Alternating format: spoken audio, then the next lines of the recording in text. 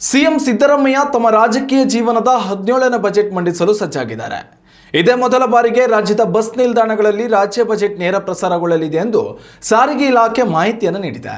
ರಾಜ್ಯದ ಆಯ್ದ ಬಸ್ ನಿಲ್ದಾಣಗಳಲ್ಲಿ ಮಾತ್ರ ಈ ಸೌಲಭ್ಯ ಇರಲಿದೆ. ವಾರ್ತಾ ಮತ್ತು ಸಾರ್ವಜನಿಕ ಸಂಪರ್ಕ ಇಲಾಖೆಯಿಂದ ರಾಜ್ಯದ ಆಯ್ದ ಬಸ್ ನಿಲ್ದಾಣಗಳಲ್ಲಿ ಎಲ್ಇಡಿ ಪರದೆ ಹಾಗೂ ಟಿವಿ ಅಳವಡಿಕೆ ಮಾಡಲು ನಿರ್ಧರಿಸಲಾಗಿದೆ. ಬಜೆಟ್ ಮಂಡನೆ ಬಳಿಕ ಸಿಎಂ ಸಿದ್ದರಾಮಯ್ಯ ಅವರ ಪತ್ರಿಕಾಗೋಷ್ಠಿ ಕೂಡ ಪ್ರಸಾರಗೊಳ್ಳಲಿದೆ. ರಾಜ್ಯ ಬಜೆಟ್ನಲ್ಲಿ ಘೋಷಣೆಯಾದ ಅಂಶಗಳು ರಾಜ್ಯದ ನಾಗರಿಕರಿಗೆ ತಲುಪಬೇಕು ಎಂಬ ಉದ್ದೇಶದೊಂದಿಗೆ ಈ ಮಹತ್ವದ ಕ್ರಮ ಕೈಗೊಳ್ಳಲಾಗಿದೆ. ಉತ್ತಮ ಸಂಸ್ಕಾರಯುತ ಶಿಕ್ಷಣದೊಂದಿಗೆ VSS English medium CBSE school Udupi Muddur.